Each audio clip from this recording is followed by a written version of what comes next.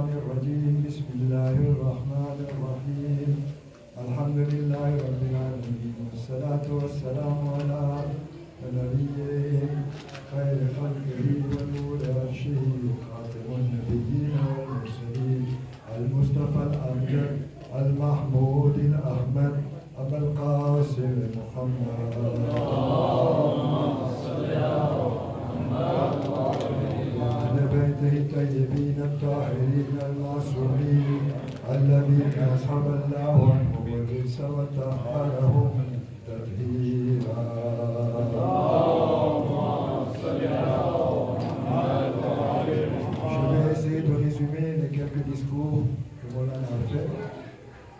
Au départ, historiquement, il y avait eu un traité entre Maria et Imam Hassan alayhi salam. Les conditions étaient données par Imam Hassan, mais Maria n'a pas respecté ce traité. Dans ce traité, il y avait qu'il ne pouvait pas nommer son successeur, et de son vivant, il a quand même nommé son fils Yazid comme successeur, et il a demandé aux gens de lui prêter allégeance. Je vais en parler de là. Prêter serment d'allégeance, c'est ce qu'on appelle le bay'a. On en a expliqué ce que ça voulait dire, je vais essayer d'expliquer en quelques mots, mais un peu plus tard. Donc, les gens ont prêté le serment d'allégeance à Yazid. À la mort de Maria, Yazid avait dit à son fils qu'il faut demander l'allégeance de quelques personnes et surtout de Hussein ibn Ali alayhi salam. Ça va après.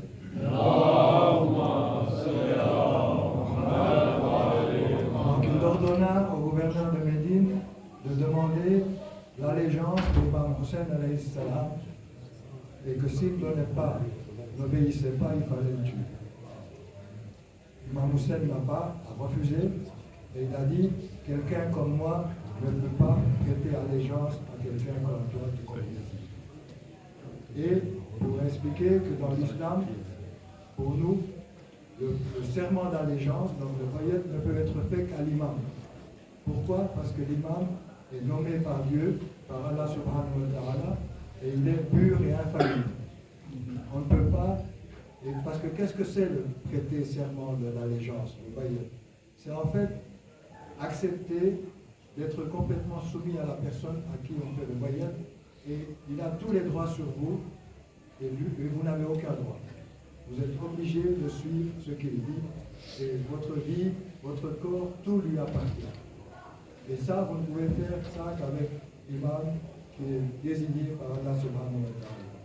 Ça, c'est le serment. On fait le serment qu'on va dire. Pour l'instant, nous, le serment qu'on doit faire, on doit le faire à notre 12e imam, Mohammed Mehdi alayhi salam.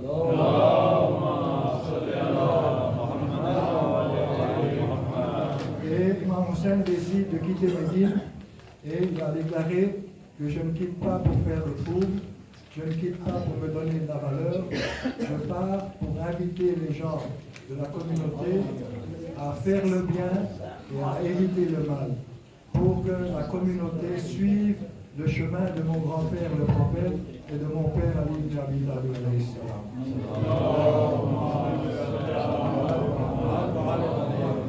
Et là, il quitte Médine pour aller à la Mecque, pour faire le pèlerinage. Il change le grand pèlerinage par le petit, et il quitte pour aller à Koufa, parce que les gens de Koufa avaient écrit au imam pour qu'il vienne les guider. Ce que je voudrais dire, c'est pourquoi Imam Hussein est-il si important pour nous. Maulana a expliqué, le prophète a dit Hussein minni wa ana min al-Hussein, que je suis de Hussein, Hussein est de moi et je suis de Hussein. Que Hussein soit du prophète, ça se comprend, c'est son grand-père. Mais quand le prophète dit je suis de Hussein, ça voulait dire que Hussein va sauver mon message. Et Hussein a sauvé le message du prophète et de tous les autres prophètes.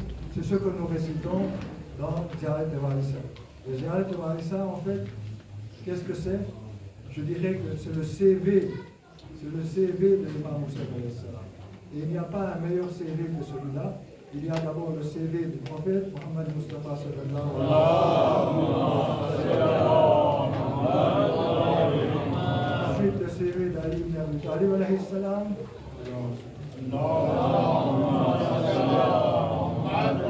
Et ensuite ce CV d'Imam Hussein alayhi salam. là on explique exactement ce qui est Hussein. Donc si quelqu'un vous demande ce qu'est Imam Hussein, c'est de traduire Ziyarat al-Raïs.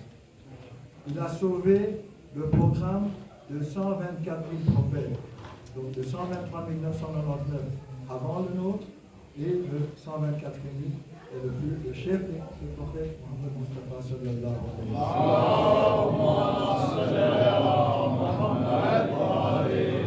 sallam. Dans ce CV, nous attestons aussi qu'il est bien parti pour l'amr bil ma'ruf et nahy anil munkar, c'est-à-dire pour inviter à faire le bien et pour éviter le mal. Et comme les tyrans n'acceptaient pas ça, ils étaient contre, et là, on en a expliqué aussi, le problème a commencé à la mort du prophète. Certains disent que le prophète n'a pas nommé son successeur. Par contre, le premier calife a nommé son successeur, le deuxième a fait Shura pour faire le troisième, et Ali a été félicité par les gens. C'est les gens qui sont venus à Ali. Et après, tout ce qui s'est passé, le système n'est pas celui que Allah avait programmé, puisque si le prophète n'a pas nommé son successeur, ça veut dire que ceux qui nous ont fait étaient plus intelligents que le prophète. Ce n'est pas possible. Et c'est Allah qui a fait ce programme. Donc Allah n'aurait pas laissé la communauté sans guide. Nous avons nos guides, et le prophète a proclamé plusieurs fois qu'après moi, il y aura 12 successeurs, à commencer par Ali ibn Abi Talib alayhi salam, et en terminant par Muhammad Mahdi alayhi salam.